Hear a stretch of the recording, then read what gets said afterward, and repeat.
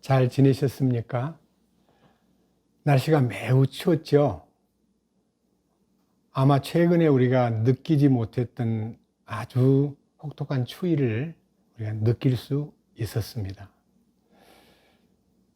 그러나 이 추위 속에서도 우리는 말씀을 통해서 하나님을 누리고 하나님의 크신 사랑과 은혜에 우리 모두가 다 감사하고, 비록 코로나로 인해서 대면하기가 어렵고 우리 모두가 다 이렇게 서로 모이기도 힘든 이런 시기이지만 우리 개개인들이 말씀을 통해서 위로받고 또 힘을 얻고 또 전진할 수 있는 이 축복에 대해서 감사드립니다. 지난 주일에는 행함이 없는 믿음은 죽은 믿음이라는 것을 중심으로 말씀을 상고했었습니다. 이 부분에 대해서 믿음이냐 행함이냐 이거를 둘로 잘라서 따로 생각할 수가 없고, 믿음이 출발했을 때 창시의 믿음은 어린아이의 믿음이고 완성의 믿음은 성숙한 믿음인데, 로마서는 믿음의 기초를 닦는 창시의 믿음을 논하고 야고보서는 믿음의 성숙함과 믿음의 완성을 나타내는 행함이 얼마나 중요하다는 것을 다루고 있는 성경입니다. 그 중에서 행함이 있는 믿음의 두 분이 이게 예화로 떴는데, 첫 번째 아브라함이라는 분을 통해서 야고보서 2장 21절에 이렇게 기록되어 있습니다. 우리 조상 아브라함이 자기 아들 이삭을 제단 위에 드릴 때에 행위로 의롭게 되지 아니하였느냐. 하나님의 명령을 받고 아들 이삭을 기꺼이 하나님께 희생 제물로 드리려고 했던 그 아브라함의 믿음이 바로 하나님을 믿는 믿음이 그 행위를 생산했다는 것을 증거하는 거예요. 이삭에 대해서 네 아들 이삭으로 말미암아 하늘의 별처럼 네 후손이 번성하고 번성하리라 하는 약속을 받았기 때문에 설령 이 아들을 제물로 바친다 해도 하나님이 도로 살려내실 줄로 믿었기 때문에 이 아브라함은 기꺼이 그 아들을 바쳐도 하나님이 도로 살리실 것이다 하는 믿음이 있었던 거예요. 그래서 저는 오늘 이 제목을 부활을 체험한 아브라함이라는 제목으로 야고보서 2장 14절로 26절까지의 말씀을 중심으로 생각해 보려고 합니다. 특별히 우리는 예수님께서 이 땅에 오셔가지고 요한복음 8장에서 이렇게 서두를 꺼내십니다. 진리를 알지니 진리가 너희를 자유케 하리라. 이 말을 들은 유대인들은, 아니 우리는 지금 아브라함의 후손이고 우리는 무슨 어디에 매여 있지 않고 우리는 자유로운데 어떻게 우리를 보고 자유케 되리라고 하느냐, 우리는 자유롭다 이렇게 대답을 했을 때에 예수님의 지적이 이거였습니다. 죄를 범하는 자마다 죄의 종이니라. 혈통의 문제가 있고 전통의 문제가 있는 게 아니라 죄를 짓는 인간이 죄에서 자유로워지는 것에 대해서 말씀했을 때에 유대인들은 무조건 아닙니다. 우리 조상 아브라함은 우리의 선조요, 우리는 그 아브라함의 후손임을 믿습니다 하고 자꾸 아브라함을 내세우니까 우리 주님께서, 그러냐, 아브라함이 너희 조상이라면 너희들은 아브라함의 행위를 해야 된다. 그런데 너희가 어찌서 나를 이렇게 대적하고 죽이려고 하느냐 하고 물었을 때에 유대인들은 계속해서 겉만 돌고, 유대인들이 그 아브라함을 통해서 주님이 말씀하고자 하시는 중대한 얘기를 자꾸만 시선을 이렇게 딴 데로 돌리려고 하니까 예수님이 요한복음 8장 54절과 56절에서 이렇게 말씀하셨습니다. 한번 읽어보겠습니다. 예수님께서 대답하시되 내가 내게 종기를 돌리면 내 종기가 아무것도 아니거니와 내게 존귀를 돌리는 분은 내 아버지시니 곧 너희가 너희 하나님이라고 말하는 그분이시니라. 그럼에도 너희는 그분을 알지 못하였으되 나는 그분을 아노니 만일 내가 나는 그분을 알지 못한다 하면 내가 너희와 같이 거짓말쟁이가 되리라. 그러나 나는 그분을 알고 또 그분의 말씀을 지키노라. 56절 너희 아버지 아브라함은 나의 날 보기를 기뻐하다가 그날을 보고 즐거워하였느니라. 너희 조상 아브라함은 나의 날 보기를 기뻐하다가 그날을 보고 즐거워하였다 하고 예수님이 마치 아브라함하고 맞상대한 것처럼 얘기하니까 깜짝 놀란 유대인들이 그 다음 57절에서 너 아직 50도 안 된 사람이 우리 조상 아브라함을 보았다는 거냐? 도대체 넌 누구냐? 하고 질문했을 때에 예수님은 요한복음 8장 58절에서 아브라함이 있기 전부터 내가 있느니라. 예수님은 아브라함과 함께 있었고 아브라함이 있기 전부터 계신 분이심을 유대인들에게 말씀하셨을 때 유대인들은 굉장히 쇼크를 먹었습니다. 우리 주님이 아브라함을 만났다는 겁니다.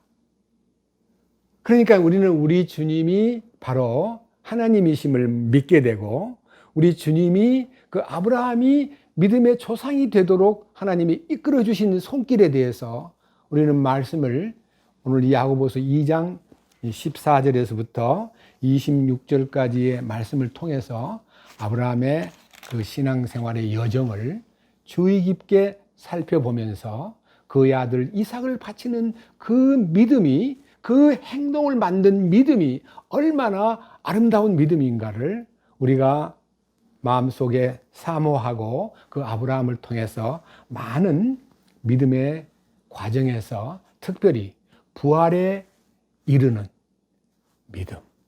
우리는 예수님이 부활했기 때문에 믿기가 쉽지만 아브라함은 예수님 부활한 걸 보지 못했기 때문에 그 부활을 믿는다는 게 너무너무 어려운 일입니다. 그럼에도 불구하고 아브라함은 그 아들 이삭을 바쳐도 하나님이 도로 살려주실 것이다 라고 믿었다는 것입니다. 성경 한 절 보고 본론으로 들어가겠습니다. 히브리서 11장 이렇게 놀라운 얘기가 히브리 기자에 의해서 기록되었습니다. 히브리서 11장 17절 믿음으로 아브라함은 시험을 받을 때에 이삭을 바쳤으니 곧 약속들을 받은 그가 자기 독생자를 바쳤느니라. 이 아들에 관하여는 그분께서 전에 이르되 이삭 안에서 내 씨가 부름을 받으리라 하셨느니라. 하나님께서 심지어 죽은 자들로부터 능히 그를 일으키실 줄로 생각하였으므로 또한 그는 죽은 자들로부터 그를 모형으로 받았느니라. 그러니까 하나님이 이삭을 통해서 하신 약속이 살아있기 때문에 이 약속을 하나님은 이루시기 위해서 내가 제물로 바쳐도 그 아들을 도로 살려주실 것이다 하는 믿음을 갖고 행동으로 옮겼다는 겁니다. 부활의 믿음은 모든 것을 초월할 수 있는 것입니다. 우리는 예수 그리스도의 부활 안에서 그분의 부활이 나의 부활이 되고 그 부활을 통해서 우리의 인생의 모든 높은 산과 거친 들과 험한 골짜기를 통과할 때도 믿음으로 전진할 수 있으리라고 확신합니다. 주님을 찬양합니다. 감사합니다.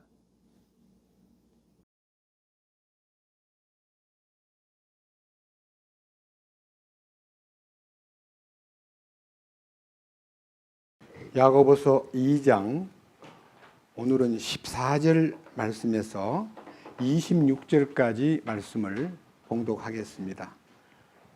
신약성경 349페이지입니다. 야고보서 2장 14절 내 형제들아 사람이 자기가 믿음이 있다고 말하면서 행위가 없으면 그것이 무슨 유익을 주느냐? 믿음이 그를 구원할 수 있겠느냐?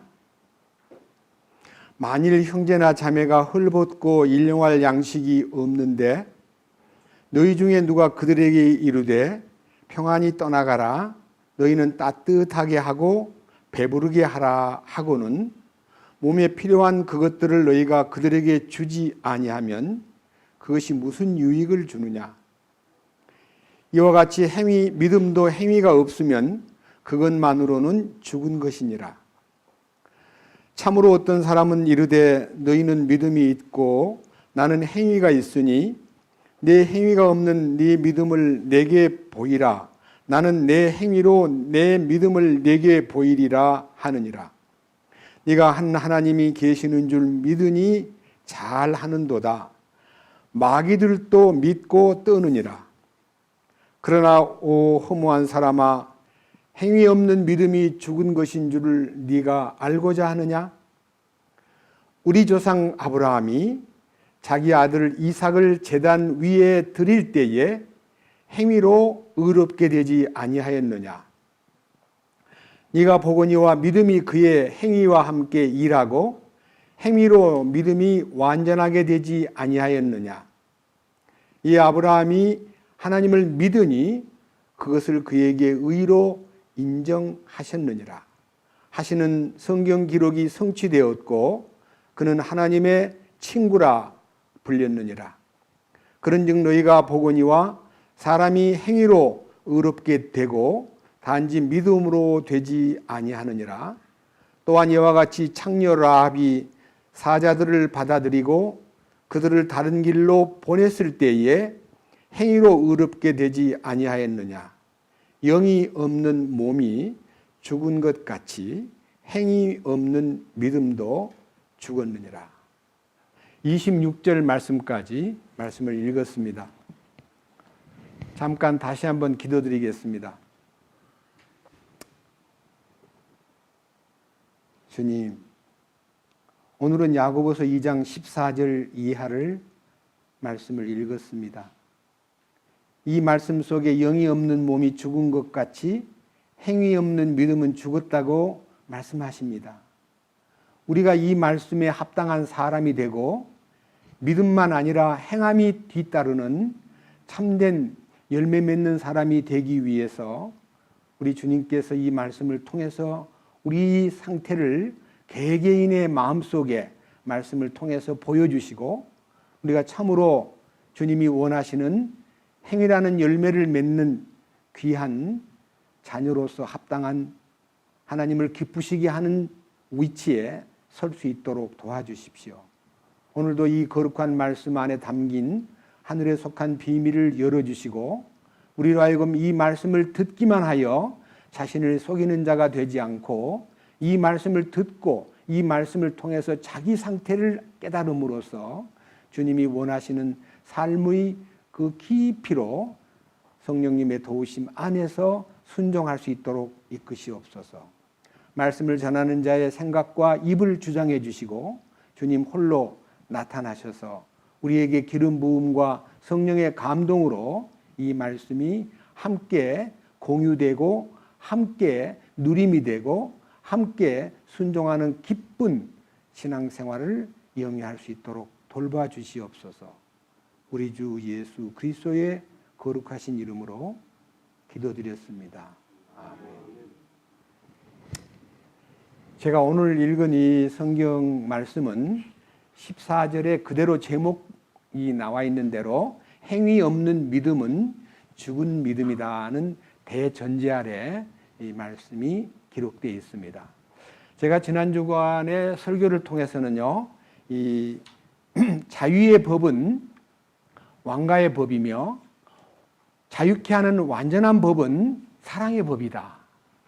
사랑의 법이 실행되기 위해서는 사랑의 주인이신 주님이 내 안에 오셔가지고 나의 삶을 지배하고 나의 위치, 그리스도의 공동 상속권자라는 위치를 알므로써 나를 주님이 원하시는 방향으로 이끌어주는 특별히 마태복음 5장, 6장, 7장에 있는 산상수훈에서 기록된 하나님의 왕가의 백성으로서 합당한 삶에 대해서 생각해 보았습니다. 오늘은 그것을 구체적으로 이루는 문제에 대해서 이렇게 말씀하십니다. 내 형제들아, 사람이 자기가 믿음이 있다고 말하면서 행위가 없으면 그것이 무슨 유익을 주느냐? 믿음이 그를 구원할 수 있겠느냐 하는 이 구원은요, 죄사함 받고 은혜로 구원받은 것은 전적으로 선물을 받은 겁니다. 그 크신 선물이 내 안에서 나를 너무 감사에 넘치게 하고 찬송과 다른 생명을 볼 때 불쌍하게 보이는 마음이 강하게 일어남으로써 다른 사람을 주께로 인도하기 위해서 내 안에 오신 주님을 나타내는 통로가 마태복음 5장 16절에 너희 빛을 사람 앞에 비추게 하여 저희로 너희 착한 행실을 보고 하늘에 계신 아버지께 영광을 돌리게 하라. 그러니까 내가 내 자신을 착하게 막 보이려고 노력하나 그런 뜻이 아니고 주님의 빛이 내 안에 왔기 때문에 그 빛을 반사함으로써 다른 사람이 나를 통해서 주님의 빛을 등불처럼 간접적으로 느끼는 겁니다. 아, 변화된 사람이구나. 달라졌구나. 저분은 뭔가 옛날 사람이 아니구나. 이렇게 느낌이 전달됨으로써 그도 와서 함께 이 영광스러운 대열에 들어올 수 있도록 전도를 하라는 것입니다. 전도는 말로 하는 게 아니라 생활로 보여라. 그렇게 가르쳐 주신 거예요. 오늘 여기에서는요, 15절부터 16절에요. 만일 어떤 형제나 자매가 헐벗고 일용할 양식이 없는데 너희 중에 누가 그들에게 이제 평안히 가거라, 따뜻하게 하거라, 배부르게 해라 하고 말로만 하고 쓸 것을 주지 않는다면 어떤 유익이 있겠느냐. 여기서 말하고 있는 이 내용은요, 2장 1절에 있는 영광의 주 곧 우리 주 예수 그리스도의 믿음을 가지고서 사람의 외모를 중시하지 말라. 사람을 이 눈에 보이는 모습으로 판단하지 말아라. 돈 있게 보이고 훌륭하게 보이고 계급이 높고 명예가 있는 사람은 존중하고 돈 없이 보이고 가난하게 보이고 아무런 남들이 볼 때 무식하게 보인다고 할지라도 그의 속 생명이 하나님께 어떻게 연결되어 있는가를 볼 때에 껍데기 조건으로 사람을 대하지 말거라. 외모로 사람을 취하지 말아라 하는 거하고 여기 지금 읽었던 15절 이하에서 가난하고 어려운 형제가 네 주변에 있는데 네가 그들에게 관심을 베풀고 사랑으로 이끌지 않으면 그것이 무슨 믿음이냐. 참으로 믿는 이라면 가장 기본적인 이 일상생활에서 하나님이 이렇게 약속했습니다. 너희가 무엇을 먹을까, 무엇을 입을까, 무엇을 어떻게 하고 살까를 염려하지 말라. 공중나는 새를 보라, 들에 핀 백합화를 보라 하신 주님께서 너희 쓸 것을 다 아신다 했기 때문에 사실은요, 우리가 관심을 가져가지고 그 사람을 어렵게 된 사람을 돌보는 게 아니라 주님의 관심 속에 살면요, 생활에서 굶어 죽지 않습니다. 우리 첫 번째 주님의 주장은요, 마태복음 6장 33절에 너희는 첫째로, 옛날 성경에는 먼저 하나님의 의를 구하라. 하나님의 의가 무엇이냐? 하나님의 왕국과 그분의 의를 구하면 이 모든 생활에 대해서 내가 책임을 져줄게 했기 때문에 그로 하여금 생활에 빈궁하게 돼가지고 허덕이고 사는 것이 너무 힘들게 보이면 우리가 그에게 우리 말로 말하면요, 먹을 거 고기 한 마리를 주는 것보다 고기 잡는 법을 알게 해주라는 말처럼 구제를 할 때도요, 근본적인 구제를 해야 됩니다. 먼저 그로 하여금 하나님의 왕국을 구하고 하나님의 의를 구하는 사람으로 격려를 해가지고 주님만 바라보게 만들면 주님이 공급해 준다는 것에 대한 원칙을 간증을 통해서 해줄 수 있는 사람이 돼야 됩니다. 그냥 빵 한 조각 주고 고기 한 마리 주는 걸로 끝나면 안 되고 고기 잡는 법이 뭡니까? 고기 잡는 기술이에요. 그러려면 고기 잡는 기술을 가르쳐 주려면 하나님의 왕국과 하나님의 의를 깨닫고 나면요, 거기에서 저절로 생활에 대한 대책과 지혜가 솟구치는 것입니다. 그런 문제에 대해서 이제 지금 예화를 들기를 우리 여기 21절에 우리 조상 아브라함을 보라는 거예요. 그 아브라함이 갖고 있는 믿음에 대해서 그 아들 이삭을 제단 위에 드릴 때에 행위로 의롭게 되지 아니하였느냐. 갑작스럽게 아브라함 얘기를 꺼내가지고 아니 형제가 어렵고 힘들 때 좀 도와줘라 이런 정도로 믿음이 행위를 표현하는 게 아니라 아브라함의 믿음을 보라. 아브라함의 행위를 보라.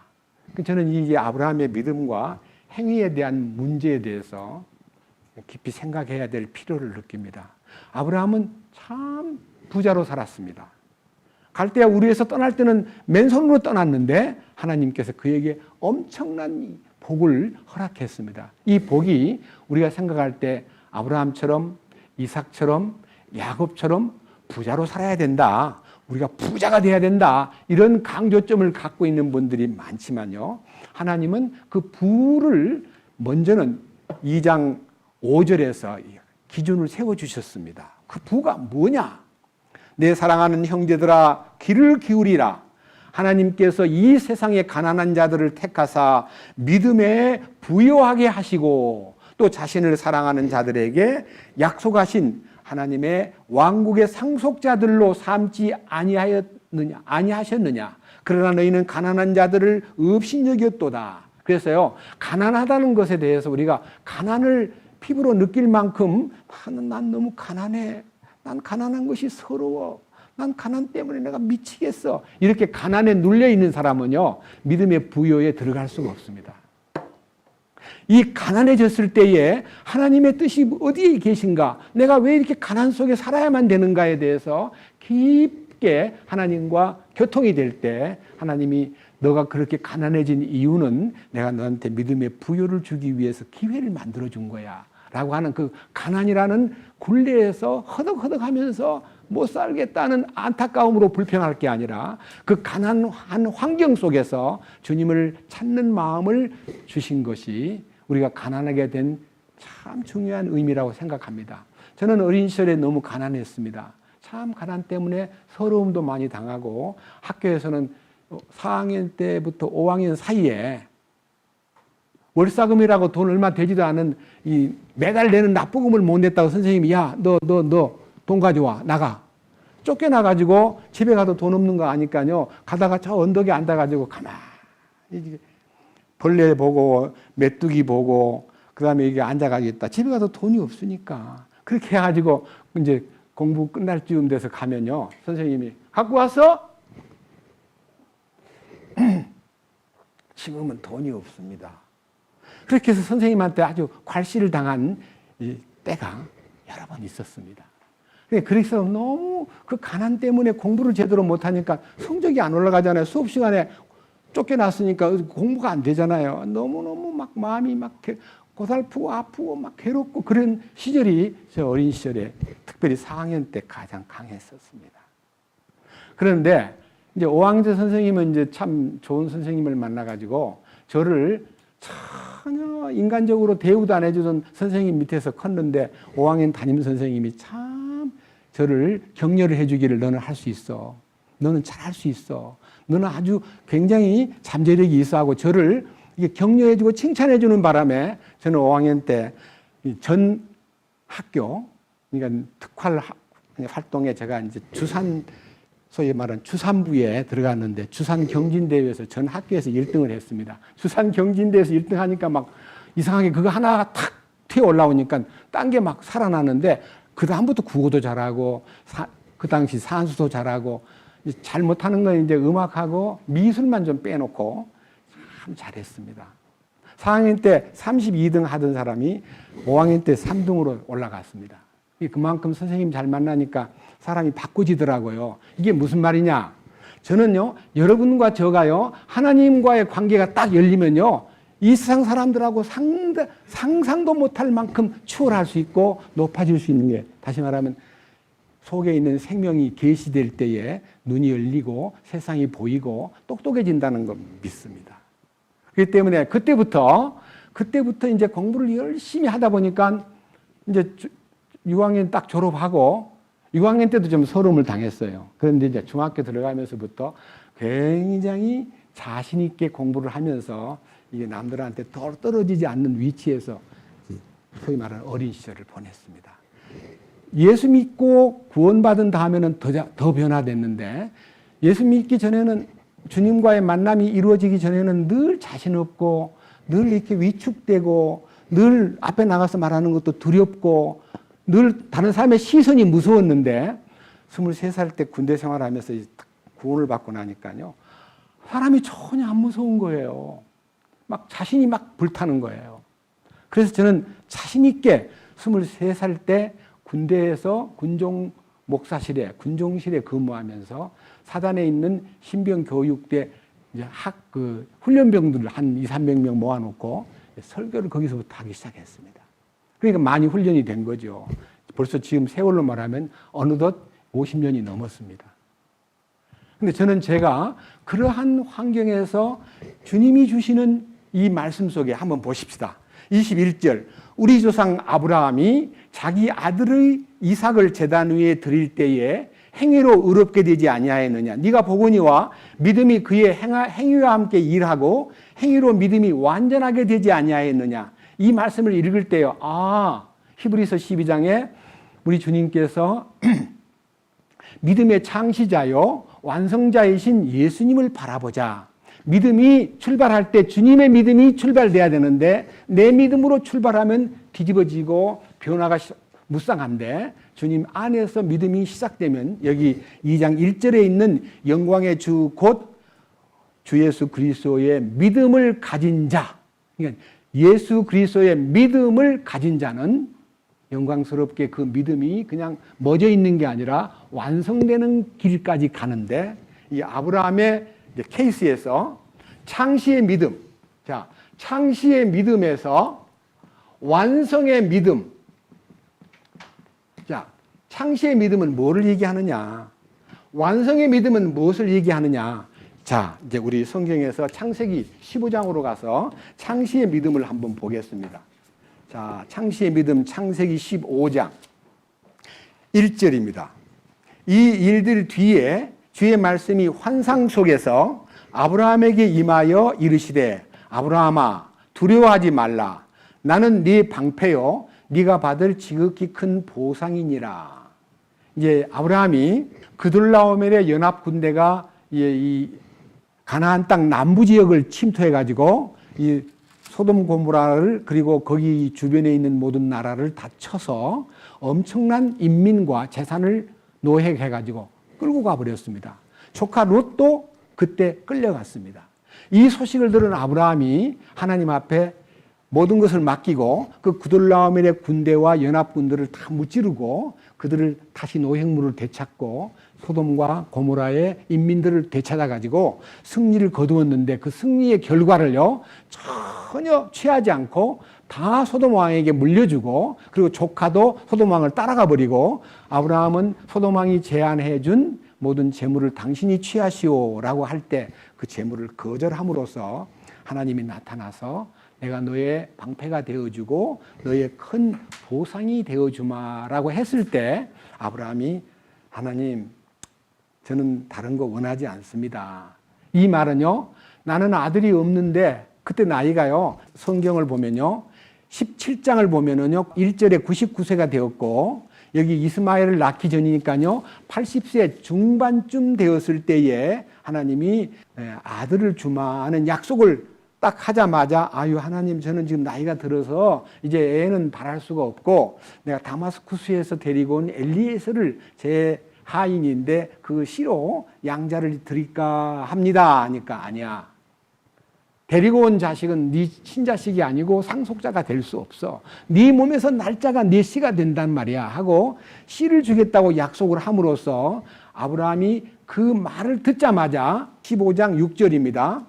아브라함이 주를 믿으니 그분께서 그것을 그분에게 의로 여기시고 또 그에게 이르시되 나는 이 땅을 네게 주어 상속하게 하려고 너를 갈대아 사람들의 우르에서 데리고 나온 주니라. 이제 이 약속, 네 씨를 주기, 상속자를 주리라.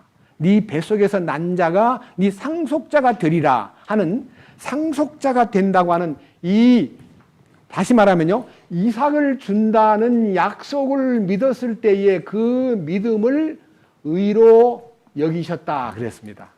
예, 여러분 이 이삭이라는 사람은요 우리 주님의 그림자예요. 이삭이라는 사람의 일생을 가만히 보면요 너무너무 놀라운 모습이 예수님의 모습이 튀어나옵니다. 자, 이제 창세기 22장에 들어가면 이제 보여주겠지만 미리 말씀을 드리겠습니다. 하나님이 아브라함에게 이삭을 바치라는 명령을 내렸는데 아버지는 사라에게도 말하지 않고 아들한테도 말하지 않고 그냥 장속 이제 모리아산까지 자기 집에서 사흘 걸리는데 그 사흘 길을 걸어가면서도 한마디 말도 안 하고 이제 하인들은 저 산 아래에다가 떨어뜨려 놓고 아들하고 둘이 이제 산으로 올라가고 있을 때 번제단에 제단에 드릴 나무를 잔뜩 쪼개가지고 이제 장작을 아들이 이제 그때 당시 아들 33살짜리 아들이에요. 아버지하고 같이 올라가는데 아버지 손에는 칼도 있고 불도 있는데 번제의 나무도 있는데 재물은 어디 있어요? 이렇게 물었을 때에 아브라함이 기가 막혀가지고 말을 못하고 야 하나님이 명령을 내렸는데 너를 제물로 바치라고 하더구나. 그러면 어떻게 되겠어요? 아브라함은 전혀 그런 마음이 안 들고요. 그냥 이렇게 얘기합니다. 하나님이 친히 자기를 위해서 다 준비해 놓으셨어. 이게 얼마나 놀라운 믿음입니까? 모리아산 그 정상에 올라가가지고 모리아산 정상이 성전터예요, 사실은. 거기다가 번제할 드릴 나무를 깔아놓고요. 아버지가 허리치면서 밧줄을 쫙 꺼내더니 아들을 꽁꽁 묶어요. 근데 아들이 반항을 안 하고 가만히 있는 거예요. 아들이 33살이고 아버지는 133살인데 노인이에요. 얼마든지 아버지 왜 그러세요? 하나님이 준비해 놓는다고 했는데 나를 준비한 거요. 아버지 미쳤어요.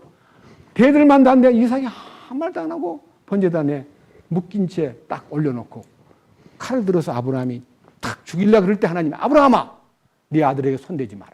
이렇게 해서 하나님의 음성을 듣고 그 뒤를 봐라. 그러니까 뒤에 보니까 수풀에 순양 한 마리가 다 뿔이 걸려 있는 거예요.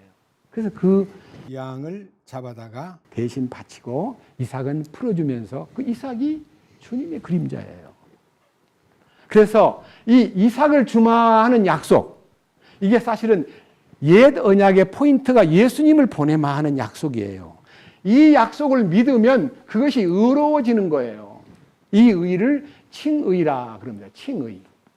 칭의란 말은요, 불을 칭자에다가 의로워질 의자입니다. 무슨 말인가 하뇨? 의롭다고 불리우는 거예요. 의로운 사람이 된 거 아니에요. 죄인인데 의롭다고 불리울 뿐이에요. 그러면요, 이 의가 주님의 의이기 때문에 이 믿음 안에서 주님의 의가 나타나가지고 행동을 만들었을 때 이 의는 의의 열매입니다. 그러니까요, 믿음은 씨를 말해요. 그래서 구약에 계속해서 씨를 얘기하는데 이 씨가 열매를 맺게 만드는 하늘의 미랄 같은 생명의 씨가 되고 이것이 열매를 맺게 씨를 심었을 때는 반드시 열매가 맺혀져야 되잖아요. 그래서 씨는 믿음의 첫 번째 믿음이고요. 두 번째 은혜는 이 씨가 행위를 통해서 열매가 나타나는 이 열매를 요한복음 15장에서 나는 포도나무요 너희는 가지니 너희가 내 안에 있고 내가 너희 안에 있으면 이 사람은 과실을 절로 맺나니 과실을 절로 맺는 것이지 과실나무가 열매를 맺으려고 노력하는 거 아니잖아요. 우리는 우리의 믿음이요 주님이 우리 안에 오시면 저절로 주님이 행위가 열매로 나타난다는 것을 믿으면 이 믿음이 참으로 놀라운 행동 곧 열매를 맺게 만드는 능력이라는 것을 믿을 때에 이 이삭을 통해서 하신 약속. 자, 여기 보십시오. 창세기 15장 5절 6절입니다. 그분께서 그를 데리고 밖으로 나가 이르되 이제 하늘을 쳐다보고 별들을 셀 수 있거든 세어보라 하시며 또 그에게 이르시되 내 씨가 그와 같으리라 하시니라. 아브라함이 주를 믿으니 그분께서 그것을 그에게 의로 여기시고 그러니까 네 후손을 하늘의 별처럼 많이 번성케 하마 하는 약속을 아브라함이 받아들임으로써 그 믿음이 이루어지지 아직까지 자식도 없는 사람이 별처럼 많은 후손을 준다는 얘기를 어떻게 믿어요? 근데 그걸 믿으니까 그 믿음을 하나님이 의로 여기셨다 그랬습니다. 한 장 넘겨보세요. 17장 5절입니다. 이거는 99살 때 하나님이 나타나셔가지고 너는 내 앞에서 완전하라는 이 완전의 믿음, 완성된 믿음을 나타내기 위해서 아브라함을 불러가지고 4절에 나는 내 언약이 내게 있으니 너는 많은 민족들의 조상이 될지니라. 그러니까 히브리인의 조상, 유대인의 조상으로서만 존재하는 게 아니라 모든 민족의 조상이 되게 하마. 이건 영적인 것입니다. 우리 모든 민족들은 아브라함 안에서 영적인 아브라함이 우리의 조상입니다. 자, 밑에 보십시오. 5절. 이제는 내 이름을 다시는 아브라함이라 하지 아니하고 내 이름을 아브라함이라 하리니 내가 너를 많은 민족들의 조상으로 삼았기 때문이니라. 이 아브라함이라는 말은 열국의 아버지라는 뜻이에요. 열국의 아버지. 아브라함은 그냥 단순하게 아버지였는데 열국의 아버지라는 말은 이 모든 민족의 아버지가 되게 하겠다. 그 다음 6절. 내가 너를 심히 다산하게 하며 너로부터 민족들을 만들고 또 너에게서 왕들이 나오게 하리라. 내가 네 언약을 나와 너와 내 뒤를 이을 내 씨 사이로 대대로 세워 영존하는 언약을 삼고 너와 내 뒤를 이을 내 씨의 하나님이 되리라. 내가 너와 내 뒤를 이을 내 씨가 네가 나그네로 거하는 땅 가나안 땅을 주어 영존하는 소유가 되게 하고 나는 그들의 하나님이 되리라 하시니라. 여기까지는요 약속입니다. 예? 세상 모든 민족의 조상이 된다는 말은요 이스라엘 민족의 조상으로서 혈통의 조상이 아니라 하나님의 그 믿음을 받은 아브라함이 세상 모든 민족을 아브라함 안에서 믿음 안에 살 수 있도록 만드는 하나님의 경륜이 아브라함이라고 하는 그 씨를 통해서 딱 세웠습니다. 이게 갈라디아에 보면 그 씨가 예수님이다 이렇게 나와 있습니다.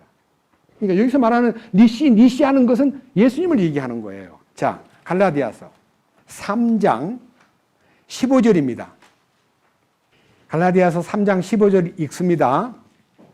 형제들아, 내가 사람들의 관례대로 말하노니 그것이 단지 사람의 언약이라도 일단 확정되면 아무도 취소하거나 거기에 더하지 못하느니라.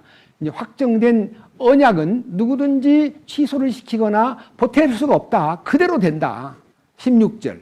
이제 그 약속들이 뭐냐 하면 아브라함과 그의 씨에 관하여 하신 것인데 그분께서 여럿을 가리키며 씨들에게라 하지 아니하시고 하나를 가리키며 네 씨에게 하시나니 네 씨에게 창세기에 여러 차례 나오는데 아브라함 보고 네 씨를 통해서 네 씨에게라고 했는데 그 씨가 바로 그리스도시니라 그랬죠. 이 씨는 그리스도라 그랬죠. 그렇기 때문에요 아브라함에게 네 씨를 번성케 함하고 이삭을 통해 세운 언약이 얼마나 놀라운 언약인가 하면 그 아브라함 속에 예수 그리스도를 통해서 이 세상 모든 민족이 복을 받게 하마 하는 약속입니다. 다시 창세기 21장 하나 더 보겠습니다. 창세기 21장으로 갑니다. 자, 이제 여기에서는요, 창세기 21장은요, 아들 이삭이 탄생하는 과정부터 창세기 21장 1절에요. 이삭의 출생 그래가지고 하나님이 친히 나타나셔가지고 명년 이맘때에 사라에게서 아들이 난다는 말씀을 해주셨고 사라는 그때 나이가 이제 89살인데 어린애 낳을 때 90살이고 아브라함은 아들 이삭을 낳을 때 100살이 되었습니다. 자, 5절. 21장 5절 아브라함이 아들 이삭이 그에게 태어났을 때에 그는 100세더라. 자, 그래서요 이제 100살 돼가지고 애를 낳았는데 이 아이가 이제 젖을 먹다가 이제 젖을 뗍니다. 보통 젖을 떼면 2살이나 3살 때쯤 되면 젖을 뗍니다. 맞죠?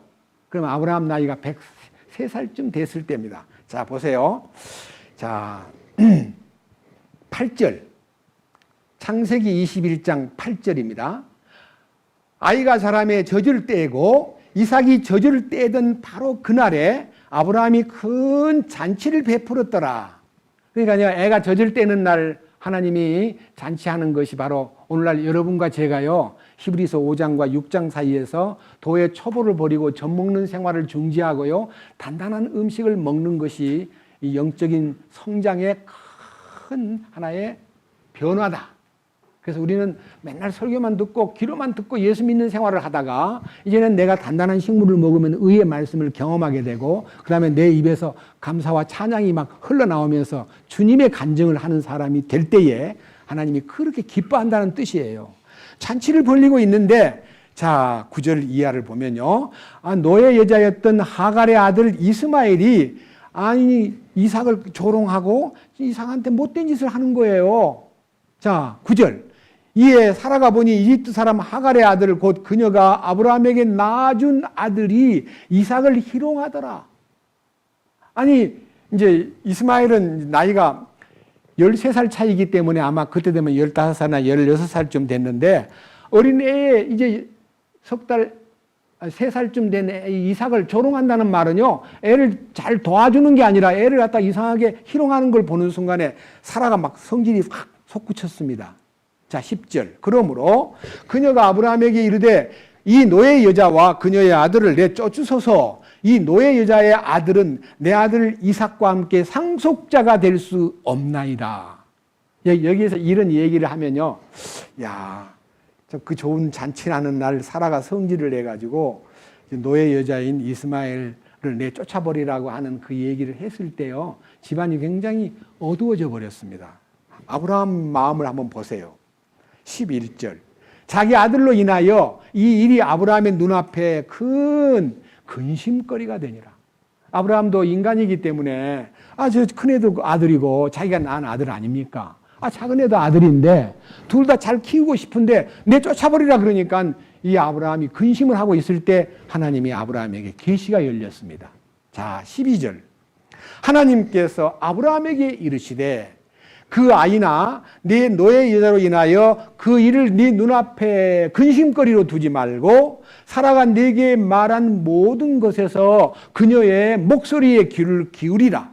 이는 이삭 안에서 내 씨가 부름을 받을 것이기 때문이라. 이삭 안에서, 이 말을 잘 기억해 두십시오. 이 창세기 21장 12절에요. 이삭 안에서 내 씨가 부름을 받으리라. 이 새가 이삭 안에서 내 씨가 부름을 받으리라. 이 얘기가요, 아브라함이 그 아들을 이삭을 제물로 바칠 때에 아브라함을 변화시킨 말씀입니다. 이삭 안에서 네 씨가 부름을 받으리라 하는 이 말이 아브라함으로 하여금 그 아들을 바칠 힘이 솟구치는 하나님의 음성이었습니다. 히브리서 11장 보십시다. 신약성경 히브리서 11장 17절 자세히 들어보세요. 믿음으로 아브라함은 시험을 받을 때에 이삭을 바쳤으니 곧 약속들을 받은 그가 자기의 독생자를 바쳤느니라. 18절, 이 아들에 관하여는, 이 이삭에 관하여는 그분께서 전에 이르시되 이삭 안에서 내 씨가 부름을 받으리라 하신 것이 딱 떠오르면서 하나님이 이삭 안에서 네 씨가 부름을 받는다고 했으니 하나님께 이 아들을 바쳐도 하나님이 도로 살려낼 거야. 19절, 하나님께서 심지어 죽은 자들로부터 능히 그를 일으키실 줄로 생각하였으므로 또한 그는 죽은 자들로부터 그를 모형으로 받았느니라. 이제 주님 부활하기 전에요, 아브라함은 벌써 부활을 믿은 거예요. 이삭 안에서 내 씨가 부름을 받으리라는 약속을 믿은 아브라함이 이 아들을 바쳐도 하나님은 이삭을 통해서 후손을 번성케 한다고 했으니 살려낼 거야. 하나님은 살려낼 거야. 이 믿음이, 부활을 믿는 이 믿음이 행위를 양산했다, 그런 뜻입니다. 약속을 믿는 믿음은 첫 번째 은혜고요, 부활을 믿는 믿음은 이 열매를 만들어내는데 이 행위가 부활을 나타내는 하나님의 크시고 놀라운 긍휼이 다윗에게 허락한 하나님의 놀라운 긍휼이 아브라함 마음속에 막 솟구쳐가지고 아들을 바칠 수 있는 힘이 어디서 왔냐?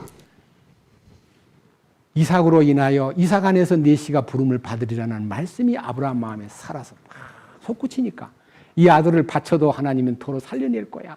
이렇게 믿었기 때문에 아들을 바칠 힘이 생긴 거예요. 그러니까요, 말씀의 능력이 아브라함의 그런 행동을 만들어낸 것이지, 아브라함이 믿음이 좋아가지고 알았습니다, 바치겠습니다. 역사 이래 아담 때부터, 아담이 범죄했을 때 가죽옷을 지어 입힌다는 말은 짐승을 잡아가지고 피 흘려서 아담을 죽여야 되는데 짐승을 죽여가지고 그 가죽옷을 입혀주신 그 이후부터 아벨의 제사든 노아의 제사든 모든 조상들은 내가 죽을 대신 짐승을 잡아서 드림으로써 속죄를, 대속의 제물을 반드시 사람이 아닌 짐승을 잡았는데 어떻게 하나님이 아브라함에게 아들을 바치라 그래요? 창세기 22장 봅시다. 참 놀라운 얘기입니다. 이거는요, 아브라함이 한 번쯤은요, 이 일을 제기할 만도 한 일입니다. 창세기 22장 1절.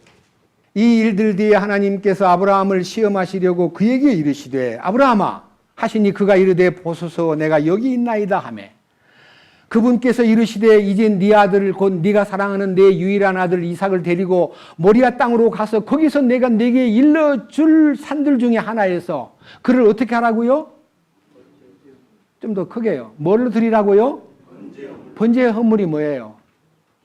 태워서 죽이는, 번제는 태울 번자입니다. 태워서 드리는 제물로 바쳐라. 아들을 태워 죽여라. 이게 하나님 명령이에요. 이게 천대미문에 들어본 적이 없는, 하나님이 절대로 이 사람들이 이 우상을 섬길 때 사람을 죽이는 일이 덜어 있었습니다. 그건 아주 형편없는 제사입니다.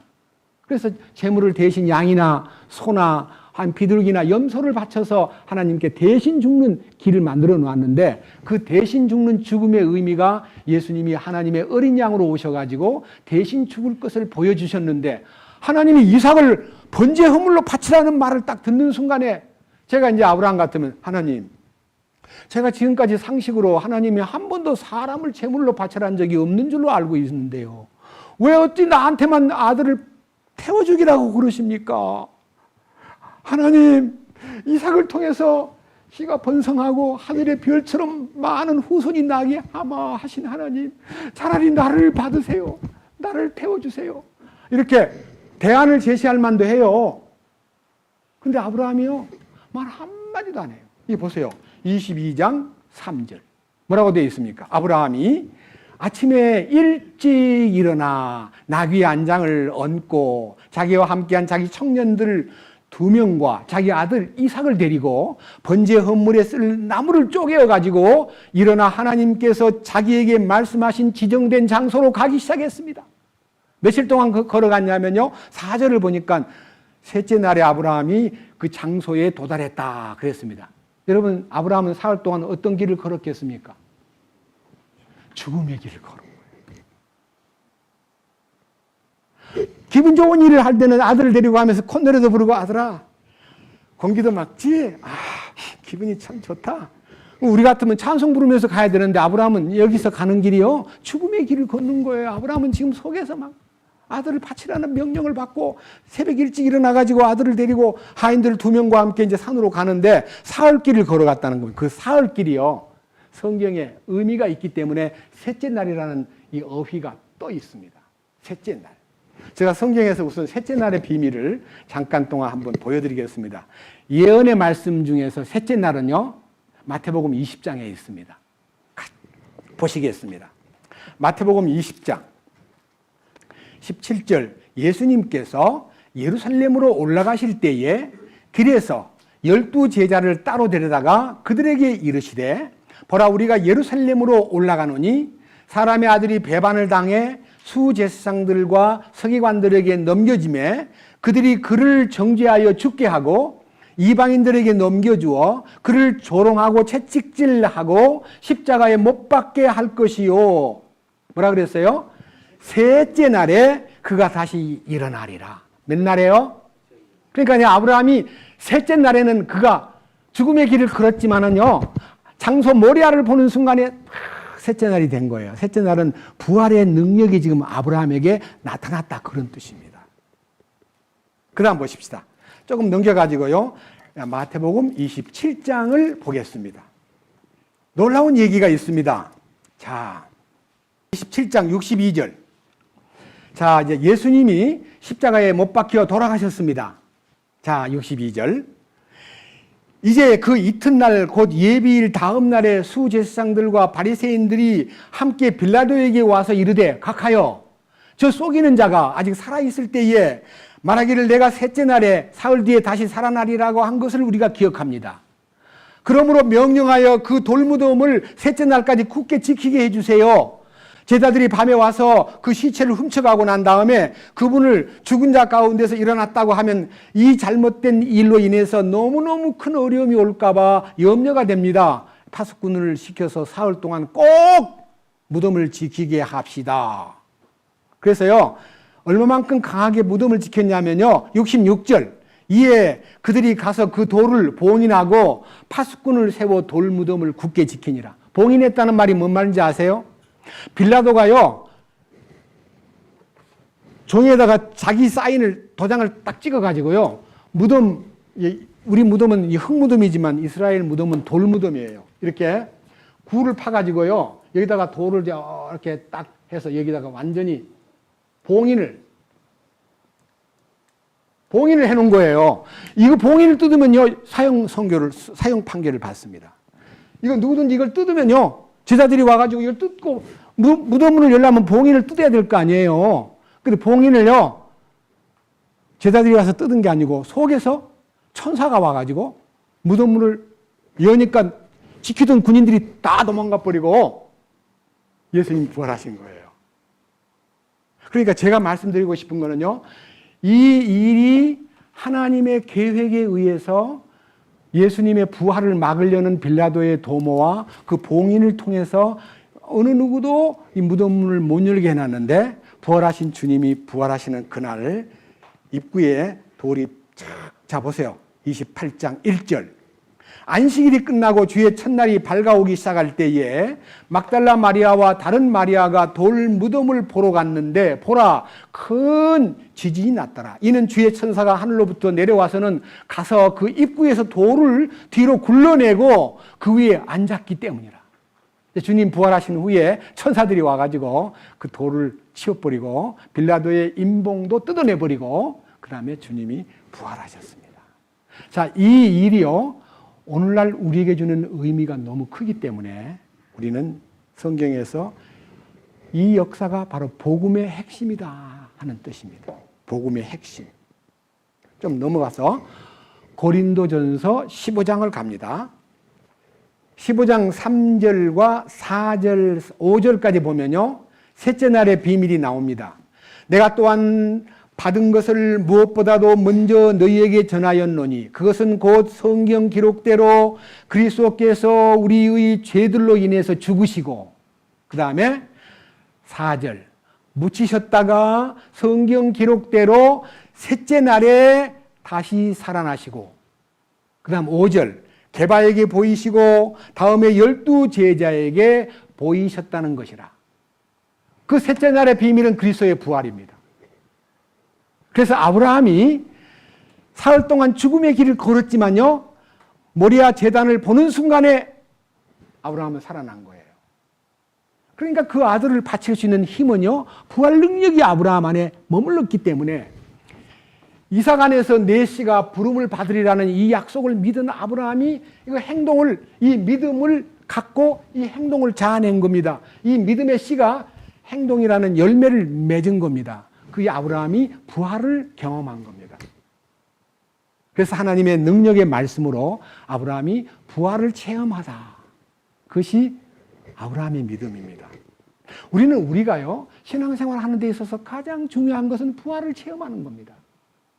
근데 대부분 다 예수님의 죽음에는 머물러 있지만, 죽음은 예수님 나 위에 죽었거든, 나 위에 피 흘렸어, 나 그걸 믿어, 여기까지는 참 좋은데 부활로 나가야 되는데 부활로 나가려면은 죽음을 통해서 부활로 나가는데 죽지도 않고 부활을 하겠다고 떠드는 사람들이 얼마나 많으며 죽음을 맛보지도 않은 사람들이 훗날 영광스러운 주님이 휴거할 때 순식간에 호련히 변화되리라고 꿈을 꾸고 있어요. 천만의 말씀. 그 꿈은 헛꿈입니다. 진정한 꿈은요, 내가 주님과 함께 죽는 이 놀라운 아브라함의 마음속에 알파이신 믿음이 오메가이신 주님의 믿음으로 이 행위가 바로 열매예요. 이 부활의 열매라 이거예요. 부활의 열매를 맺은 사람만 부활에 참여할 수 있고 상속권을 줄 수 있다는 것입니다. 우리는 이 말씀을 이렇게 생각하면서 아브라함의 믿음이 우리에게 시사하는 바가 너무 큽니다. 대부분 예수 믿고 구원받은 것을 좋아하면서도 부활을 맛보냐 그러면 예수님 부활했지 이렇게만 생각합니다. 예수님 부활한 거 그걸 따지는 게 아닙니다. 너가 부활에 참여했느냐. 내가 부활을 맛보지 않고는요, 부활을 맛보려면 반드시 조건이 뭐예요? 사흘길을 걷는 경험이 있어야 돼요. 사흘길이 뭐예요? 십자가에서 부활의 아침까지의 길이 사흘길이에요. 그것이 오늘날 우리에게 너무너무 중요한 덕목이고 그것이 행함을 이루는 하나의 기초다 이 말입니다. 그래서 우리가 이 성경을 통해서 하나님이 약속한 이 축복을 우리 삶에 적용하고 이것을 누리기 위해서는요, 반드시 아브라함의 신앙의 경험을요, 우리 마음속에 지녀야 되는 겁니다. 자, 다시 아까 읽었던 성경 본문으로 가보겠습니다. 자, 이제는 야고보서 2장 아까 읽었던 21절부터 말씀을 보겠습니다. 야고보서 2장 21절. 우리 조상 아브라함이 자기 아들을 제단 위에 드릴 때에 행위로 의롭게 되지 아니하였느냐? 네가 보거니와 믿음이 그의 행함과 함께 일하고 행위로 믿음이 완전하게 되지 아니하였느냐? 이에 아브라함이 하나님을 믿으니 그것을 그에게 의로 인정하셨느니라 하시는 성경 기록이 성취되었고 그는 뭐가 되었습니까? 하나님의 친구라고 불리움을 받았습니다. 여러분, 하나님의 친구가 뭡니까? 이건 너무너무 놀라운 얘기예요. 이건 약속입니다. 여러분, 우리가 모두가 다 하나님의 친구가 돼야 됩니다. 어떻게 하면 하나님하고 친구가 되느냐? 여러분, 찬송가에도 죄짐 맡은 우리 구주 어찌 좋은 친구인지 이 노래는 부르면서 정말 친구입니까? 물어보면요, 예수님하고 친구라면 어떤 사람이 되어야 친구가 됩니까? 요한복음 15장 보십시다. 친구 되는 길입니다. 요한복음 15장에 어떤 사람이 예수님하고 친구가 되느냐 하면요, 이렇게 말씀하고 계십니다. 요한복음 15장 9절입니다. 아버지께서 나를 사랑하신 것 같이 나도 너희를 사랑하였으니 너희는 내 사랑 안에 거하라. 내가 내 아버지의 명령들을 지켰고 그분의 사랑 안에 거하는 것 같이 너희도 내 명령들을 지키면 내 사랑 안에 거하리라. 여기까지는 참 좋습니다. 하나님 아버지의 사랑 안에 예수님이 머물고 예수님의 사랑 안에 우리가 거한다면 너무 놀라운 축복이 온다는 것은 우리는 기쁨으로 받아들입니다. 11절. 내가 너희에게 이 일들을 말한 것은 내 기쁨이 너희 안에 머물러 있어 너희 기쁨이 충만하게 하려 함이라. 여기서 말하는 이제 사랑 안에 거하는 사람은 하나님이 주신 기쁨이 넘친다. 그 기쁨이 너를 행복하게 만든다. 자, 여러분 혹시 이런 얘기 들어봤습니까? 사람이 웃을 때 몸이 굉장히 건강해진대요. 그래서요, 이렇게 얘기합니다. 웃어라! 웃어야 된다! 아니, 웃을 일이 없는데 어떻게 웃으란 말입니까? 그러니까 웃으면 좋아져. 웃어. 그냥 무조건 웃으란 말이야. 그래서 웃음을 막 만들어내는 웃음 제조기가 있습니다. 웃으면 좋아진대요. 그러니까 뭐라는 거 아니에요? 기뻐야 웃지. 그러게 아니라 웃으면 기뻐져. 그냥 웃어봐. 이건 이제 소위 말하는 세상 사람들이 말하는 웃음입니다. 근데 우리 주님은요, 12절, 어떨 때 기쁨이 충만하냐 하면, 내 명령은 그곳 내가 너희를 사랑한 것 같이 너희도 서로 사랑하라 하는 이것이니라. 자, 주님의 명령은 내가 너희를 사랑한 것 같이 너희도 서로 사랑해야 된다 하는 이 명령이 우리한테 이제 하달되었습니다. 어떻게 하면 우리가 사랑할 수 있겠어요? 우리가 그 명령을 지킬 수 있을까요? 조건이 딱 한 가지밖에 없어요. 혼을 버리는 거예요. 혼을. 그래서 혼곤이라는 말이요, 우리가 너무너무 잘 아는 베드로전서 1장 22절에 너희가 성령을 통해 진리에 순종함으로 너희 혼을 깨끗하게 하여 거짓이 없이 형제를 사랑하기 이르렀으니 마음으로 뜨겁게 서로 사랑하라는 이 뜨거운 사랑이 솟구치려면요, 혼이 제거돼야 돼요. 혼이. 이 말은요, 나라는 존재가요, 부인돼야 사랑이 흘러나오지, 내가 속에 들어앉아 있는 한은 사랑이 흘러나오기가 어려워요. 내 주장, 내 말을 내가 똑똑하다고 느끼고, 내가 잘난 사람으로 느끼고, 내가 뭔가를 니보다 낫다고 느끼면 사랑이 흘러가질 않아요. 낮아져가지고 죽음에 들어가야, 예, 보십시오. 뭐라고 되어 있냐? 13절. 아무에게도 자기 친구들을 위하여 자기 생명을 내놓는 것, 자기 생명이라는 단어가요, 푸시케라는 단어입니다. 혼. 자기 혼을 내어놓는 것, 이것보다 더 큰 사랑이 없나니. 그러니까 혼을 내놓는 것이 바로 사랑의 출발이에요. 여러분 자신이 혼을 내놓을 때요, 모든 막힌 것이 다 열리게 돼요. 모든 나를 가로막던 장애물이 다 거기서 제거가 돼요. 혼을 내놓는 거예요. 14절. 무엇이든지 내가 너희에게 명령하는 것을 너희가 행하면 너희가 뭐가 된다고요? 뭐가 돼요? 우리 주님의 친구가 되기 위해서는 우리가 할 일이 뭡니까? 나를 내놓아야 돼요. 아브라함이 자기를 내놓았다는 거예요. 아들을 내놓았기 때문에 하나님이 좋아한 거 아니에요. 아브라함은 자기를 내놓은 거예요. 밑에 보십시오. 자, 15절. 이제부터는 내가 너희를 종이라 하지 아니하리니 종은 자기 주인의 하는 것을 알지 못하느니라. 오히려 내가 너희를 친구라 하였나니 이는 내가 아버지께 들은 모든 것을 너희에게 뭐 해준다고요? 우리 주님이요, 우리 하나님이 주시는 모든 것을 나한테다가 알려주시는 거예요. 제가요, 이 성경을 보면서 옛날에는요, 너무 많이 막힌 것이 많고 모르는 게 많고 답답하고 읽어도 뭐가 뭔지 모르고 돌아다니면서 아무리 많은 책을 뒤져도 답이 안 나왔는데요. 요새는 책 하나도 안 뒤져도요, 주님이 말씀을 통해서 답을 주시더라고요. 왜? 친구가 되었으니까. 내가 주님하고 친구 된 증거가 뭐냐? 나 내 혼을 내세우지 않고 주님 감사합니다. 그 다음 보세요. 16절. 너희가 나를 택하지 아니하고 내가 너희를 택하여 세웠나니 이것은 너희가 가서 뭐를 맺어요? 그 다음에 열매가 또 얼마만큼, 또 너희 안에서 열매가 어떻게 남아있어야 돼요? 열매가 그냥 먹고 없어져 버려야 돼요?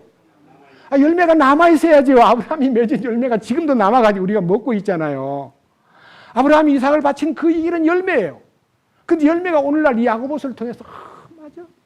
아브라함에게 이삭 안에서 내 씨가 부름을 받으리라는 이 말씀을 믿고 예수 안에서 네 씨, 생명의 씨가 번성하리라는 말씀을 믿고 주님이 하시는구나. 주님이 다 이루시는구나. 그걸 믿으니까 못할 게 없잖아요. 여러분, 우리 행동을 누가 만들어내요? 주님이 하시잖아요. 너희 안에서 행하시는 이는 하나님이시니 자기의 기쁘신 뜻을 위하여 소원을 두고 행하게 하시나니 모든 일을 원망과 시비가 없이 하라. 너희 안에서 착한 일을 시작하시는 이가 그리스도 예수의 날까지 이루실 줄 우리가 확신합니다. 우리 안에서 주님이 일한다는 것을 믿는 것이 행동을 만드는 거예요. 주님이 내 안에서 일하신다는 걸 믿을 때. 그 믿음을 누가 줬어요? 주님이 줬지만 누가 보여주었어요? 아브라함이 보여준 거예요. 그 아브라함이 그 열매 맺은 것이 오늘날 우리들도 나누어 먹을 수 있는 축복된 열매라는 과일이잖아요. 과일. 부활의 과일. 먹을 수 있죠. 우리가 지금 먹잖아요. 그래서 우리 모두가 다 이 놀라운 축복을 내가 주님 안에서 주님의 친구가 되었을 때 성경에 보니까요, 주의 친구라는 단어가 딱 하나밖에 없어요. 역대하 20장을 보면요, 여호사밧 왕이라는 사람이 기도를 하는데요. 자, 역대하 20장 보겠습니다. 참 너무 마음이 탁 다가오더라고요. 이 말씀을 읽으면서요, 가슴이 찡한 것을 느꼈습니다.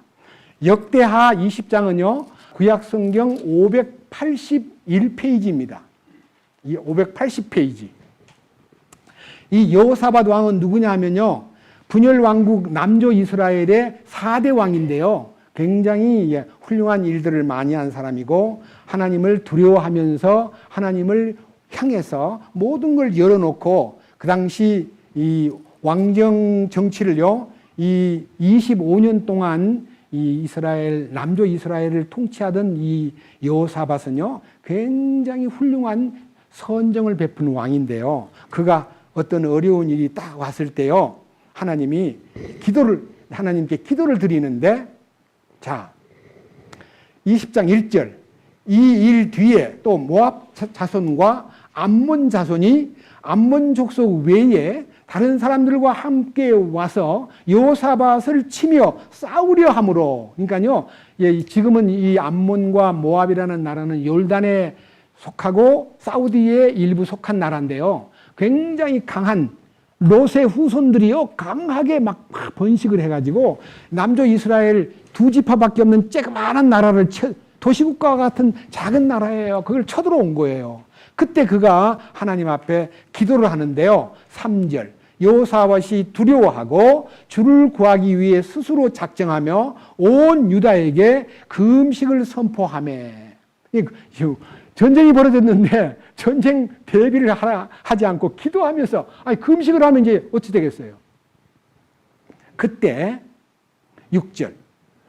이르되, 이제 기도합니다. 여호사밧이 주의 집 셋뜰 앞에서, 이 뜰 앞에서 기도를 하는데, 오 주 우리 하나님, 우리 조상들의 하나님이여, 주는 하늘에서 하나님이 아니십니까? 이 교도들의 모든 왕국을 다스리지 아니하시나이까? 주의 권능과 능력이 있으므로 능히 주를 막을 자가 아무도 없지 아니합니까? 주는 우리 하나님 곧 전에 이 땅의 거주민들을 주의 백성 이스라엘 앞에서 쫓아내시고 이 땅을 주의 친구 아브라함의 씨에게 영원히 주신 분이 아니십니까? 여기 주의 친구 아브라함. 예. 벌써요, 이 여호사밧 왕은요, 아브라함이 하나님의 친구라는 것을요, 이 당시 이 성경이, 이 유다 왕이요, 이제 이 여호사밧 왕이 통치하던 기간이요, BC 이제 6세기인데, 아브라함은 벌써 400년, 500년 전에 살다가 떠나신 분이에요. 아니, 1400년.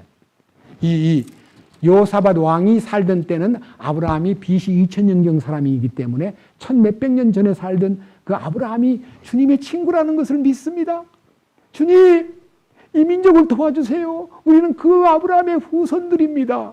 이게 이제 마음의 기도가 주의 친구 아브라함의 씨에게 영원히 주신 이 땅이 아닙니까? 그래서 주님, 우리가 그 안에 거하면서 주의 이름을 위하여 주를 위한 성소를 건축하고, 그리고 거기에 대해서 어떤 심판이나 역병이나 기근이나 재앙이 일어날 때에 주 앞에 우리가 부르짖으면 주께서 도와준다고 하지 아니하셨습니까? 12절. 주 우리 하나님이여, 주께서 그들을 심판하지 아니하시려나이까?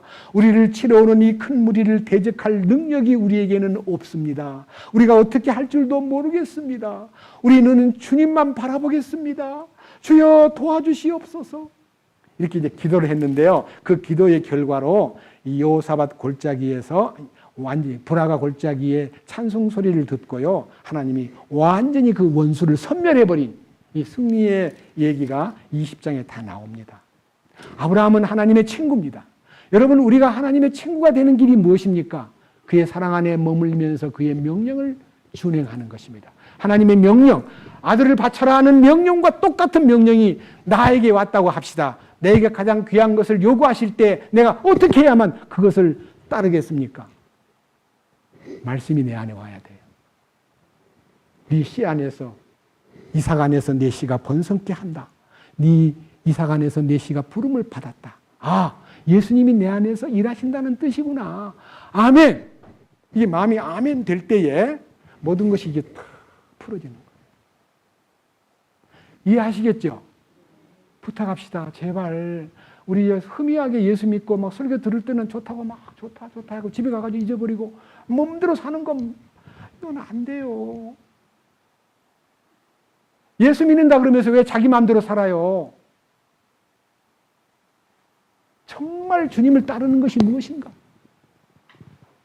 우리의 믿음의 창시자요 완성자이신 예수님을 바라보자. 그러기 위해서 모든 무거운 것과 얽매이기 쉬운 죄를 벗어버리라 그랬습니다.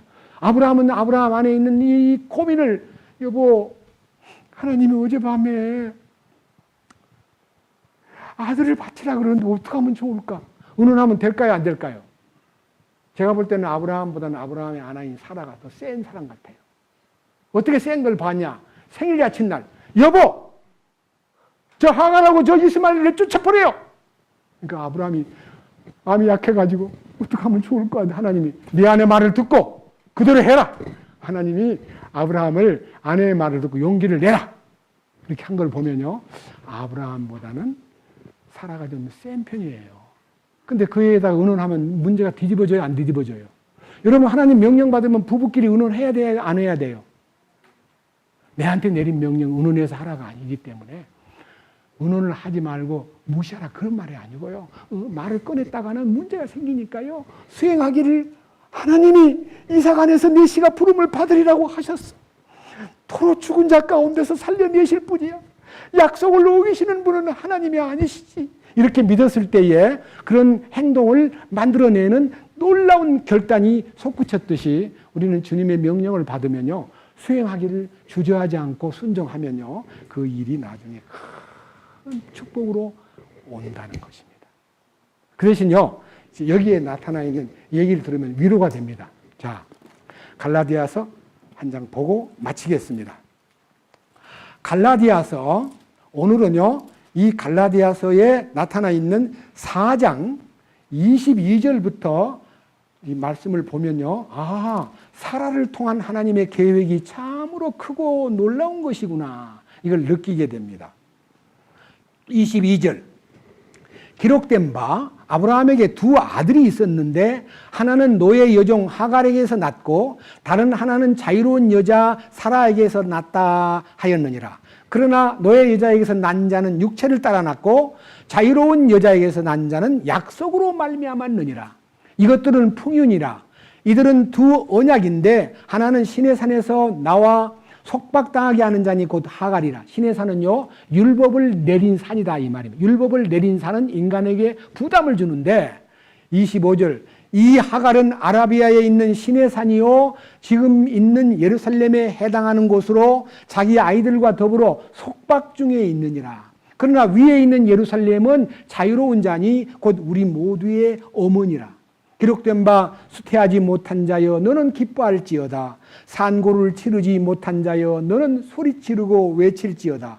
황폐한 자가 남편 있는 여자보다 더 많은 아이를 두느니라 하느니라. 형제들아 이제 우리는 이삭과 같이 약속의 아이들이니라. 그러나 그때에 육체를 따라 태어난 자가 성령을 따라 태어난 자를 핍박한 것 같이 지금도 그러하도다. 자, 저를 살펴보십시오.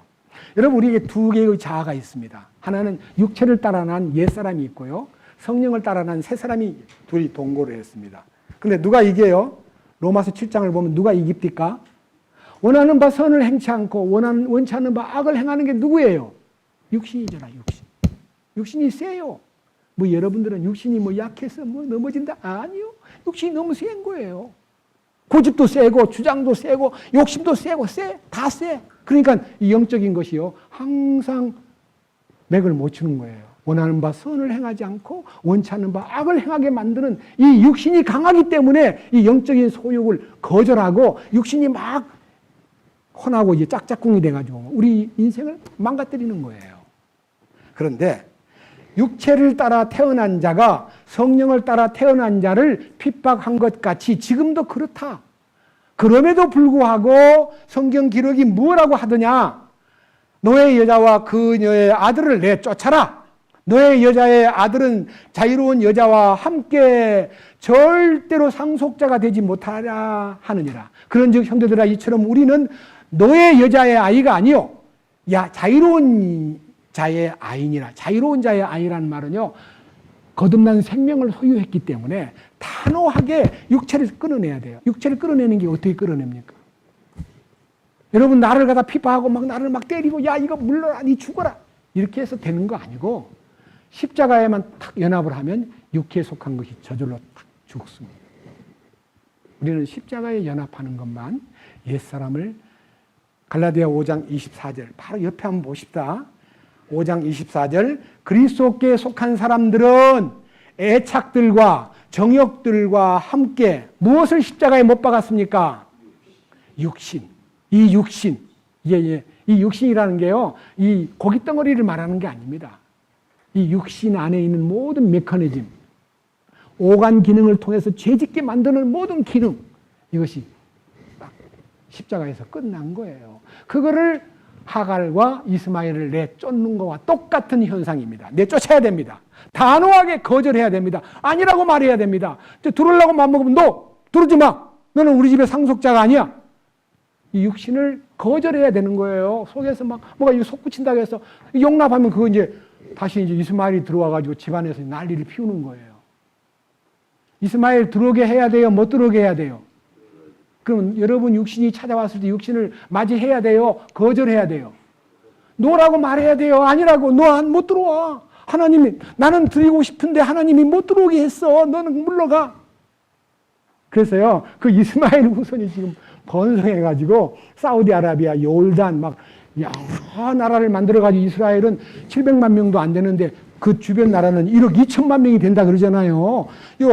남편 있는 자의 자녀보다 남편 없는 여자가 더 번성한다 그랬어요. 돈도 많고 힘도 세고. 우리는 겉으로 보는 거 아닙니다. 하나님을 따르는 자는 작습니다. 숫자가 많지 않습니다. 우리 주님을 향해서 우리 마음이요, 아브라함처럼 하나님의 친구가 되어야 됩니다. 주님을 찬양합니다. 주님 감사합니다. 오늘은 우리가 아브라함이 하나님 앞에 순종한 그 순종은 아브라함의 의지나 결심이나 아브라함의 용단이 아니고 말씀이 그 안에서 이삭을 통해서 이삭 안에서 내 씨가 부름을 받으리라는 약속을 믿었기 때문에 아들을 도로 바쳐도 죽은 자 가운데서 살려내신다는 믿음을 갖고 아브라함은 용단을 내렸고, 하나님은 그 일을 기뻐하셔서 대속물을 대신 주시고 아브라함이 바치고자 하는 이삭을 살려낸 것 같은 이 부활을 체험하도록 이끄신 주님, 오늘도 우리는 이 부활 능력을 체험하기 위해서 자신을 내려놓고 말씀 앞에서 믿음의 완성자이신 주님을 바라보는 우리 모두가 되도록 이끄시옵소서. 우리 주 예수 그리스도의 이름으로 기도드렸습니다. 아멘.